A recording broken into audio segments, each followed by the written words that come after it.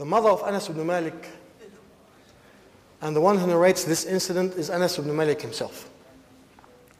The mother of Anas ibn Malik, from the tribe of Khazraj, from the Ansar, she brings her son and she comes to the Rasul sallallahu alayhi wa sallam. And Anas says before that, and my mom had a khimar. My mother had a khimar. So she split it in two. The first part of it, she made an izar for me that I put, like the sarong that you wear. And the second one, she made a rida for me. And then she brought me to the Rasul sallallahu alayhi wa sallam. And I was 9 or 10 years old then. And then she addressed the Rasul. And she said, Ya Rasulullah, people come to you with wealth and money. And I don't have wealth and money. But I have Unais. His name is Anas. But she wants to give him a nickname. She calls him what? Unais. She says, but I have Unais. I gift him to you as a servant. And she gives him to the Rasul sallallahu alaihi wasallam. And she requests that the Rasul sallallahu alaihi wasallam accepts him from her. The hadith in Muslim and Tirmidhi and other books of Sunan, authentic beyond any doubt. So the Rasul sallallahu alaihi wasallam accepts Anas from his mother as a gift. And he becomes the servant of the Rasul sallallahu alaihi wasallam. Then the Rasul sallallahu alaihi wasallam rewards the mother and he makes dua for Anas. And he says, Allahumma akthir waladahu wa malah. The narration in Muslim says, Allah, increase the number of his offspring and increase his wealth. Other narration says, وَأَطِلْ عُمْرَهُ وَاغْفِرْ ذَنْبَهُ. And increase his age. Other narration says, and increase his age and forgive his sin. Imam Muslim, or Imam Nawawi rahimahullah, and other ulama, we're going to go one by one. They speak and they say that Anas ibn Malik radiallahu anhu lived, and he said that, lived to see 100 of his children and his grandchildren. And that's why they say, and they say this in the Sharh of Imam Tirmidhi, that he had the largest number of children amongst the companions of the Rasul sallallahu alaihi wasallam. And he was so wealthy that the gardens of Anas ibn Malik radiallahu anhu, now if you have agricultural land, how many times do you harvest the crops? How many times? Once a year.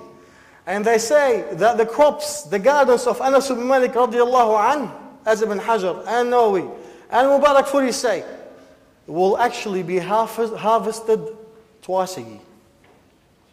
Not once, twice a year. So everyone gets the harvest once. Anas gets his harvest twice, radiallahu anhu. And they say that the lavender that used to grow in the gardens of Anas ibn Malik did not smell like lavender. It used to have the scent of musk. And he lived, the least narration, as Ibn Hajar mentions, was 99. The maximum narration is 107. The most correct, the ulama that they favor, is 103. The Rasul, Anas came to the Rasul sallallahu alaihi wasallam when he was 9 years old. 103 Hijrah. So how many years after the Hijrah of the Rasul sallallahu alaihi wasallam? And therefore we witness in this hadith a miracle for the Rasul. But I don't want to expand on the miracle, okay? Because that's not the topic tonight. But there's another thing that is beautiful about this hadith, other than the miracle that the Rasul sallallahu alaihi wasallam has foretold to Anas. We see in this hadith the greatness of Allah subhanahu wa ta'ala. We see in this hadith the generosity of Allah subhanahu wa ta'ala. We see how when Allah wills, nothing applies. No laws of physics, no laws of agriculture, nothing. And I want you to remember this. Now coming back to our state, we are in the last 10 days of Ramadan. And many of us, being practical, many of us may not be able to do i'tikaf. We have work, we have commitments, and even some of our sisters the same thing. And maybe we do not have enough time to put all the effort that we would like to put in the acts of worship. طيب, is there another thing, or is there something that is easy on us to do, but can guarantee us a great return? I say yes. And this is making dua in the last 10 days of Ramadan. And that's why Aisha radiallahu anha, when she was addressing the Rasul sallallahu alaihi wasallam, hadith of Muslim, she says, Ya Rasulullah, if I happen to leave to witness the Laylatul Qadr, what should I do? What should I say? And then Rasul sallallahu alaihi wasallam teaches a short hadith, a short dua that we all should remember tonight. I want you to remember 2 dua tonight. He said to her, say, Allahumma innaka afuun tuhibbul afwa fa'fu anna. That's one narration. Another narration says, Allahumma innaka afuun kareemun tuhibbul afwa fa'fu anna. Let's explain the hadith a bit.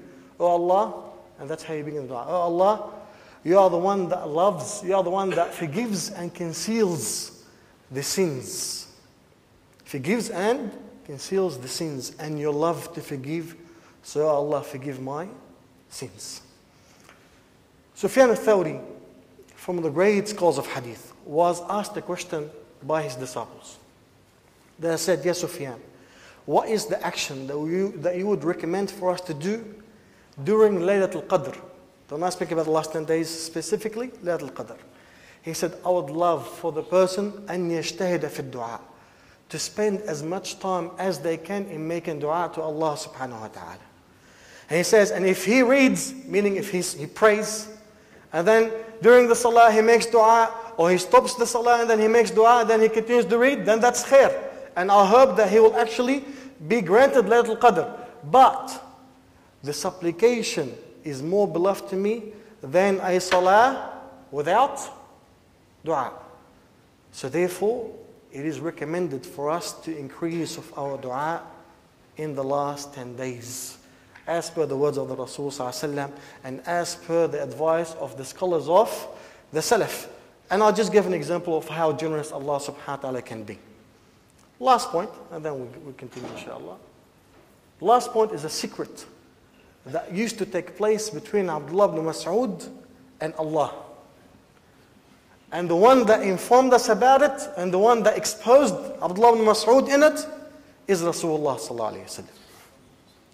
Abdullah ibn Mas'ud narrates, hadith found Muslim Imam Ahmad and other books of hadith, that once he was praying Qiyam al-Layl in the masjid of the Rasul sallallahu alayhi wa sallam. And then the Rasul sallallahu alayhi wa sallam entered, and he had Abu Bakr and Umar with him. So the Rasul sallallahu alayhi wa sallam, what did he do? He began to listen to the qira'ah of Abdullah ibn Mas'ud. So Abdullah ibn Mas'ud, he continued reciting until he got to the 100 verse of Surah An-Nisa. Then he stopped. And then he made dua. But when he was making dua, his voice was low. So no one can hear him. So the Rasul ﷺ addressed Abdullah ibn Mas'ud and he said, Sal tu'ta. Sal tu'ta. Sal tu'ta. 3 times. He said, ask and you'll be given what you are asked. Ask and you'll be given what you are asking. Ask and you'll be given what you are asking. That's a seal from the Rasul sallallahu alaihi wasallam. Abu Bakr and Umar did not hear the dua of who? Of Abdullah ibn Mas'ud. And then the Rasul sallallahu alaihi wasallam left. Before that, he said to the Abu Bakr and Umar, he said, whoever would love to listen to the Quran as fresh as if it has just been revealed with all its spirituality, then listen to the recitation of Ibn Abd. Then the Rasul sallallahu alaihi wasallam left. The next day, what did Abu Bakr and Umar do? Question, I'm asking you. What would you think they would do? They went to Abdullah ibn Mas'ud and they asked. But the one who went first was who? Abu Bakr radiallahu anhu.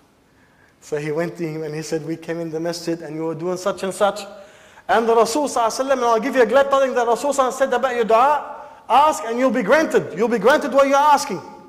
So Abdullah ibn Mas'ud, what were you asking? And then Abdullah said, I used to say, Allahumma inni as'aluka imanan la yartad. Oh Allah, I ask you iman that I will never go back on.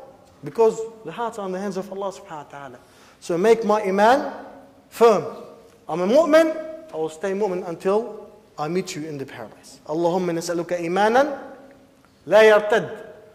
Wa na'iman la yanfad. And I ask you an indulgence and a luxury that is eternal, that knows no end. Allahumma nas'aluka imanan لا يرتد ونعيما لا ينفد ومرافقة نبيك محمد في أعلى جنات الخلد. And the company of your Prophet Muhammad in the highest of your paradise. في أعلى جنات الخلد. And that was his dua. Umar followed him. And he said, the Rasul said, he goes, Abu Bakr has already told me what the Rasul has said. So Umar said, may Allah have mercy upon Abu Bakr. He always beats me to the khair. He always beats me to the khair. So inshallah ta'ala, in these last 10 days, we should increase our dua to Allah subhanahu wa ta'ala. We can use the dua of our mother Aisha radiallahu anha. We can use the secret of Abdullah ibn Mas'ud, his dua that the Rasul sallallahu alayhi wa sallam promised Abdullah that will be granted to him.